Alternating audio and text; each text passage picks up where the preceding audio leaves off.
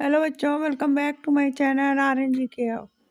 आज की वीडियो में आज हम देखने वाले हैं कक्षा 7 विज्ञान का असली पेपर, जो कि आपका 8 मार्च को होने वाला है। तो बच्चों, यदि आपने भी सोच लिया कि हमें 60 में से 60 अंक लाना है, तो आप इस पेपर को अच्छे से तैयार कर लीजिए। चलिए आइए देखते हैं। बहुविकल्पीय प्रश्न है, सही विकल्प चुनकर उत्तर लिखना है। प्रत्येक प्रश्न का 1 अंक निर्धारित है।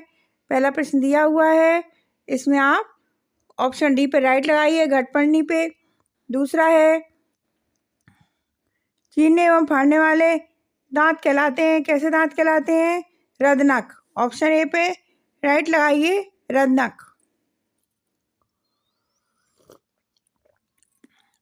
अपन देखते हैं ऑप्शन क्वेश्चन 3। हम जानते हैं कि धमनी और ऑक्सीजन समृद्ध रक्त का परिवहन करती हैं तथा शिरा अशुद्ध रक्त का हृदय तक ले जाती है। फुसफुस भगाने के संबंध में कौन सा कथन सही है? तो आप इसमें से ऑप्शन ए पर राइट लगाइए, या ऑक्सीजन समृद्ध रक्त को फेफड़े से हृदय तक ले जाती है।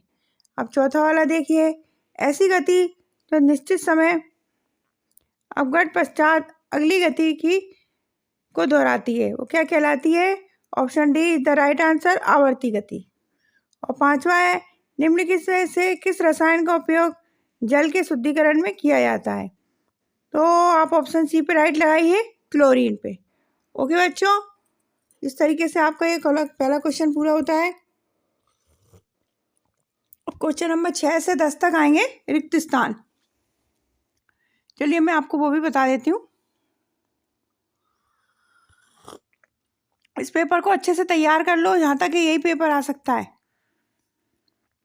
कल भी मैंने जो पेपर डाला था उसमें से काफ़ी कुछ आया है। बच्चे बहुत खुश हो रहे थे कि मैंने सही बनाया है पेपर।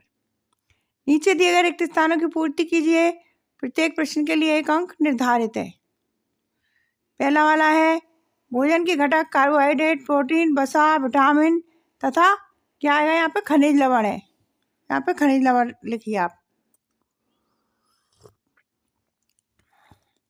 अभी तक आपने चैनल को सब्सक्राइब नहीं किया तो सब्सक्राइब जरूर कर लें। और हाँ, मैं 10 क्वेश्चन बताने के बाद आपको पूरा PDF डाल रही हूँ, आप उसको क्वेश्चन देख देख के याद कर सकते हैं अच्छे से। लघु उत्तरीय प्रश्न है और अति लघु उत्तरीय है और दीर्घ उत्तरीय है। सारे तरह के प्रश्न हैं, आप अच्छे से उनको याद करके लिख सकते हैं। अब प्रश्न नंबर 7 है,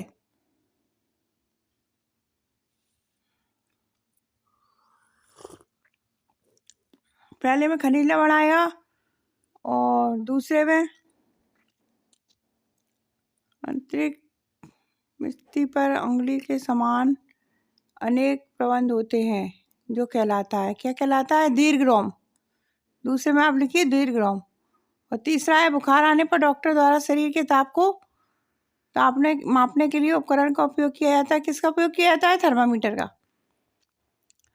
और 9वां वाला है, हीमोग्लोबिन कोशिकाओं में पंप